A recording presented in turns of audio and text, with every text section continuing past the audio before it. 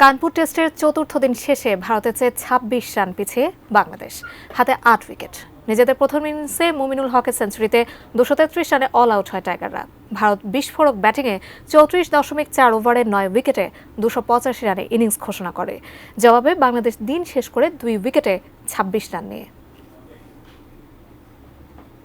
কানপুরে প্রথম দিন ৩৫ ওভার খেলা হওয়ার পর আর বল মাঠে গড়ায়নি।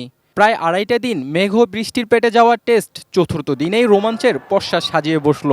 এদিন দুই দলের ৩ ইনিংস মিলিয়ে পড়ল ১৮ উইকেট। দলের দুঃসময়ে ভারতের বিপক্ষে প্রথম টেস্ট সেঞ্চুরি পেলেন মুমিনুল হক। টেস্ট ক্যারিয়ারে ৩০০তম উইকেট পেলেন রবীন্দ্র জাদেজা। রান তোলার বিশ্ব রেকর্ড গড়ল ভারত।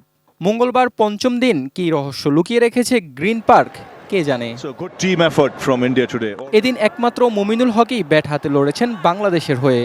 নিঃসঙ্গ লড়াইয়ে নিজের ১৩তম শতক তুলে নিয়েছেন বাঁহাতি এই ব্যাটার। ভারতের বিপক্ষে যেটি তার প্রথম, আর বিদেশের মাটিতে দ্বিতীয়। বাংলাদেশের ২৩৩ রানের প্রায় ৪৬% রান করে ১০৭ রানে অপরাজিত থাকেন মুমিনুল। ২৫০টিরও বেশি ডিজাইন অপশন নিয়ে ওয়ালটন স্মার্ট ফ্রিজ, বোঝে আপনার প্রয়োজন। ২-০ ব্যবধানে সিরিজ জিততে মরিয়া ভারত নেমেই আক্রমণাত্মক ব্যাটিং শুরু করে। টেস্ট ইতিহাসে দলগত দ্রুততম 50 তুলে ওপেনার রোহিত শর্মা বোল্ড হন মিরাজের বলে। অন্য প্রান্তে যশস্বী জয়সওয়ালও করেছেন আগ্রাসী ব্যাটিং। এদিন উইকেটে জিনিয়ে আসেন বিস্ফোরক ব্যাটিংয়ে ছিল তার মন্ত্র। দলগত দ্রুততম 50 করার পর দ্রুততম শতক, ১৫০, এমনকি ২০০ রান করারও রেকর্ড গড়েছে ভারত। তবে দ্রুত রান তোলার চেষ্টায় পড়ে দ্রুতই উইকেট হারায় ভারত। মিরাজের বলে নবম উইকেট হিসেবে আকাশদীপ আউট হতেই ইনিংস ঘোষণা করে রোহিত শর্মা। ভারতের লিড দাঁড়ায় ৫২ রানের। বাংলাদেশ দ্বিতীয় ইনিংসে ব্যাটিংয়ে নেমে ওপেনার জাকির হাসানকে হারায় দ্রুতই।